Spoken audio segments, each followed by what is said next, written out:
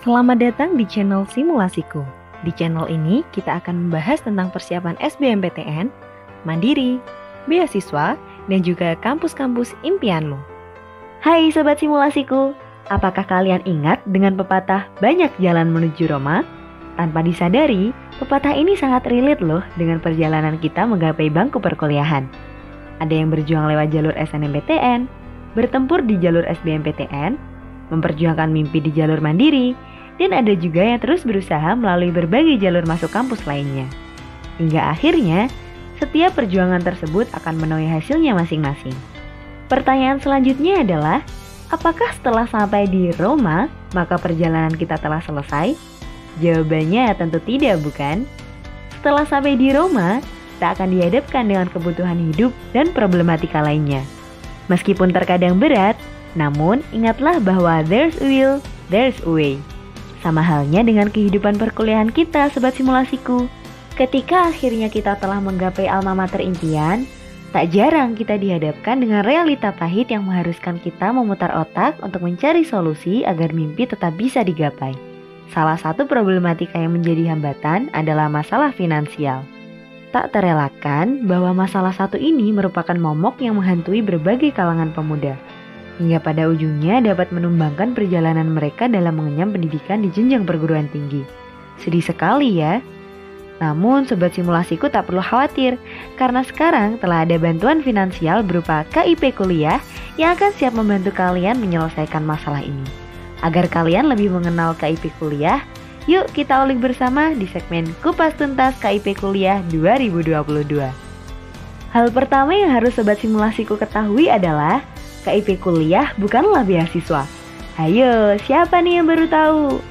Memang selama ini mayoritas orang masih mengetahui KIP kuliah sebagai beasiswa.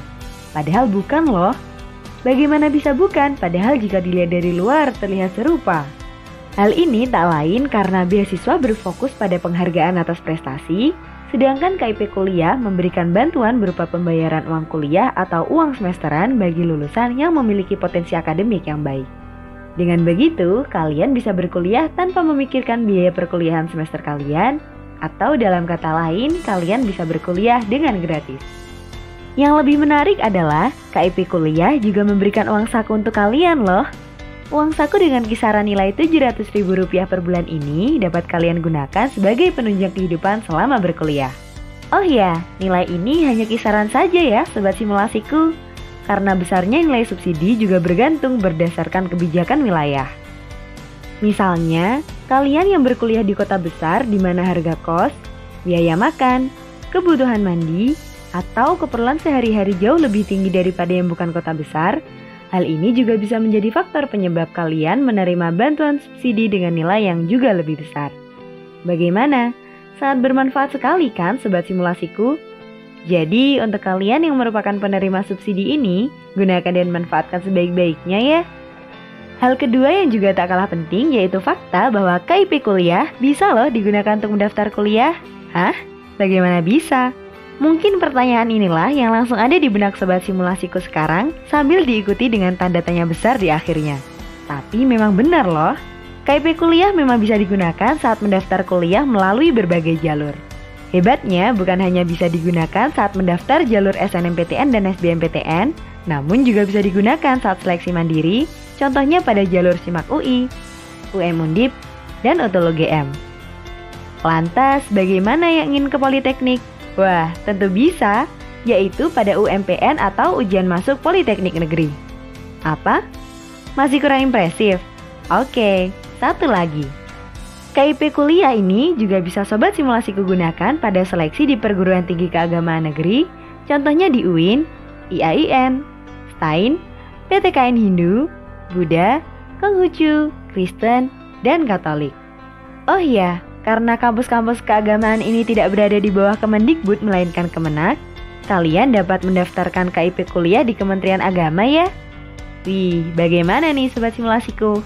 Sakti sekali kan KIP kuliah ini? Hal ketiga yang perlu kalian ketahui merupakan yang paling sering terlontar menjadi sebuah pertanyaan repetitif yang berbunyi, apakah mahasiswa ongoing bisa mendaftar KIP kuliah? Maka jawabannya adalah, Mahasiswa ongoing atau sedang aktif di universitas tidak dapat mendaftar bantuan KIP kuliah. Hal ini dikarenakan KIP kuliah memiliki fokus untuk memberikan keringanan kepada calon mahasiswa yang terkendala biaya masuk, biaya semester, dan biaya hidup saat berkuliah. Sehingga pendaftar KIP kuliah haruslah dari lulusan tahun tersebut atau lulusan 2 tahun sebelumnya. Nah, buat kalian yang merupakan lulusan tahun 2020 hingga 2022, tunggu apa lagi? Terlebih karena saat ini telah memasuki tahun 2022.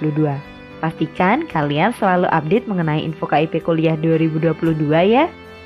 Sangat disarankan bagi kalian untuk berkonsultasi dan berkoordinasi dengan bimbingan konseling serta tata usaha di sekolah kalian untuk mulai menyicil berkas-berkas yang diperlukan.